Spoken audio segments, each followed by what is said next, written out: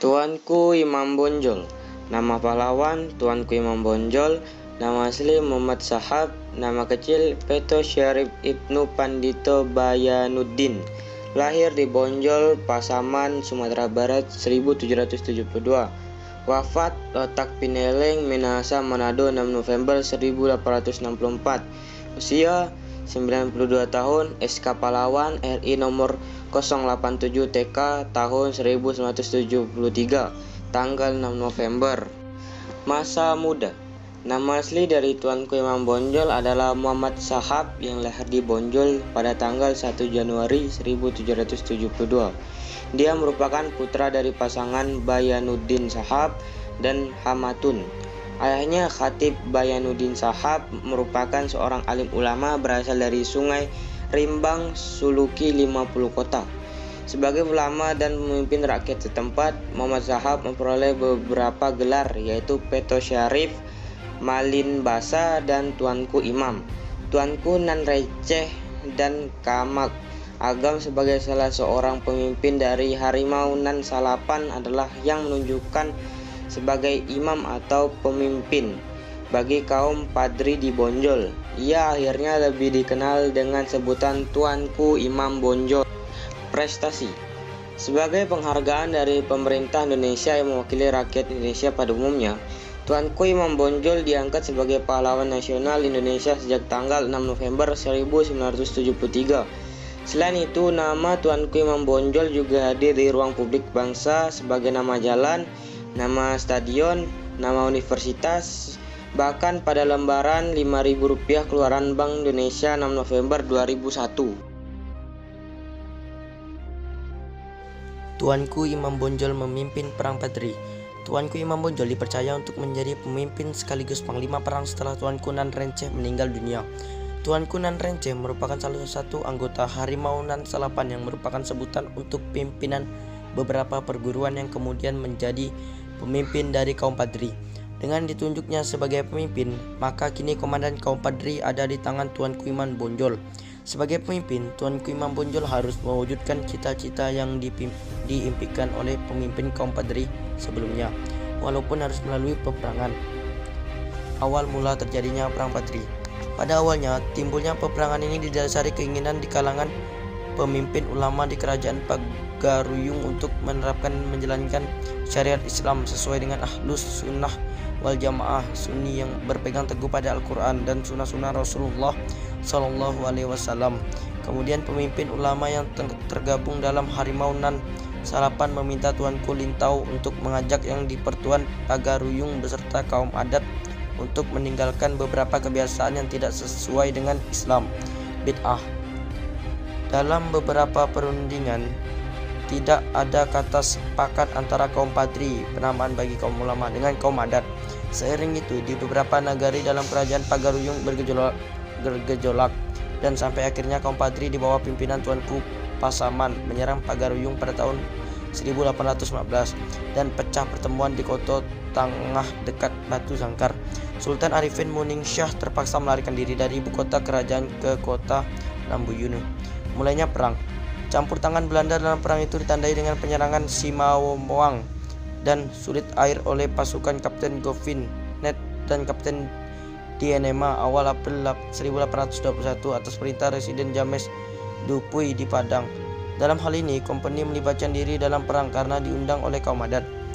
Perlawanan yang dilakukan oleh pasukan Padri cukup tangguh sehingga saat menyulitkan Belanda untuk menundukkannya.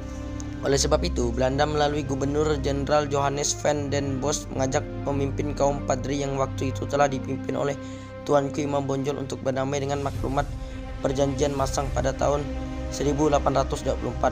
Hal ini dimaklumi karena di saat bersamaan Batavia juga kehabisan dana dalam menghadapi peperangan lain di Eropa dan Jawa seperti Perang Diponegoro.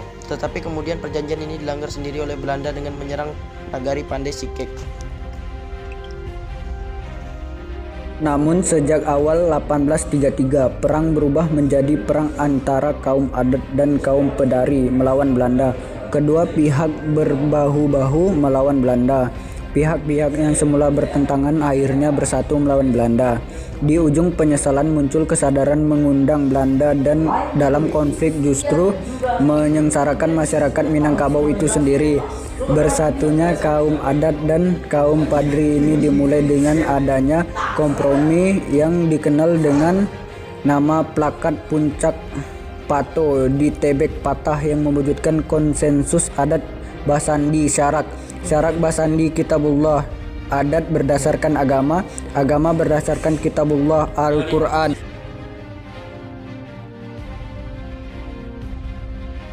Rasa penyesalan Tuanku Imam Bonjol atas tindakan kaum Padri atas sesama orang Minang, Mandailing dan Batak terreferensi dalam upacaranya. Adapun hukum Kitabullah banyaklah melampau dek ulah gitu juo badek kalian. Adapun banyak hukum Kitabullah yang sudah terlangkahi oleh kita. Bagaimana pikiran kalian? Penyelenggaraan dan pengepungan banteng kaum Padri di Bonjol oleh Belanda dari segala jurusan selama sekitar 6 bulan, 16 Maret sampai 17 Agustus 1837, yang dipimpin oleh jenderal dan para perwira Belanda. Tetapi dengan tentara yang sebagian besar adalah tentara pribumi yang terdiri dari berbagai suku seperti Jawa, Madura, Bugis, dan Ambon.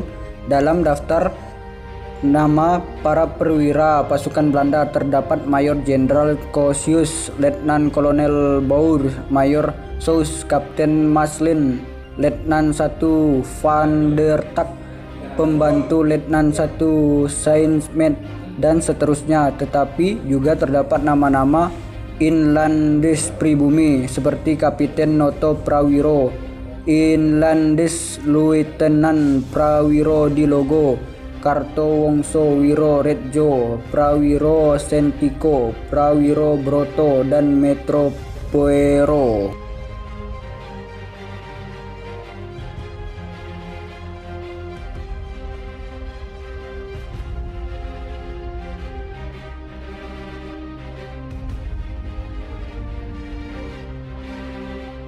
Terdapat 148 perwira Eropa, 36 perwira pribumi, 1103 tentara Eropa, 4130 tentara pribumi, Sumanepres Hulpoten, Hironder Brekpen, pasukan pembantu Sumenpep Madura. Serangan terhadap banteng Bonjol dimulai orang-orang Bugis yang berada di bagian depan dalam penyerangan pertahanan Padri. Dari Batavia didatangkan terus tambahan kekuatan tentara Belanda, di mana pada tanggal 20 Juli 1837 tiba dengan kapal Parle di Padang, Kapiten Sininghe, sejumlah orang Eropa dan Afrika, 1 Sregen, 4 Korporal, dan 112 flanker. Yang belakangan ini menunjuk pada serdadu Afrika yang direkrut oleh Belanda di benua itu. Kini negara Grana dan Mali, mereka juga disebut Sepoys dan berdinas dalam tentara Belanda. Setelah datang bantuan dari Batavia, maka Belanda mulai melanjutkan kembali pengepungan. Dan pada masa-masa selanjutnya, kedudukan Tuanku Imam Bonjol bertambah sulit, namun ia masih tak sudi untuk menyerah kepada Belanda, sehingga sampai untuk ketiga kali Belanda menggantikan komandan perangnya untuk merebut Bonjol, yaitu sebuah negara kecil dengan benteng dari tanah liat yang di sekitarnya dikelilingi oleh parit-parit. Barulah pada tanggal 16 Agustus 1837, benteng Bonjol dapat dikuasai setelah sekian lama dikepung. Tuanku Imam Bonjol menyerah kepada Belanda pada Oktober 1837 dengan kesepakatan bahwa anaknya yang ikut bertempur selama ini, Ali Sultan Cahniago, diangkat sebagai penjabat kolonia Belanda. Imam Bonjol dibuang ke Cianjur, Jawa Barat, kemudian dipindahkan ke Ambon dan akhirnya ke Lota, Minahasa dekat Manado. Di tempat terakhir itu ia meninggal dunia pada tanggal 8 November 1864. Tuanku Imam Bonjol dimakamkan di tempat pengasingannya tersebut. Tuanku Imam Bonjol menulis autobiografi yang dinamakan Naskah Tuanku Imam Bonjol, yang antara lain berisi penyesalan atas kekejaman dalam perang Paderi. Tulisan tersebut merupakan karya sastra autobiografi pertama dalam bahasa Melayu disimpan oleh keturunan Imam Bonjol dan dipublikasi tahun 1925 di Berkeley dan 2004 di Padang. Gelar Pahlawan Nasional. Besarnya jasa dan perjuangan Tuanku Imam Bonjol bagi bangsa Indonesia tentu tidak perlu diragukan lagi.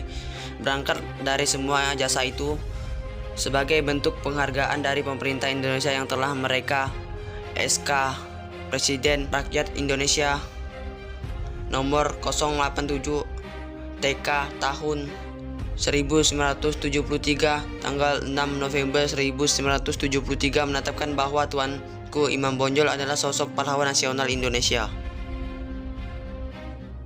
Wafatnya Tuanku Imam Bonjol. Pada bulan Oktober 1837, Tuanku Imam Bonjol diundang ke Palupuh untuk berunding. Beliau bersedia untuk berunding, namun ternyata beliau ditipu. Tiba di tempat perundingan, beliau dipenjarakan di Bukit Tinggi. Selanjutnya dipindahkan ke penjara di Padang, lalu diasingkan ke Cianjur, Jawa Barat. Pada akhir tahun 1838, beliau dipindahkan ke Ambon. Pada 19 Januari 1839 diasingkan ke Lotak, Minahasa, dekat Manado. Di tempat terakhir itu ia meninggal dunia pada tanggal 8 November 1864. Tuanku Imam Bonjol dimakamkan di tempat tersebut.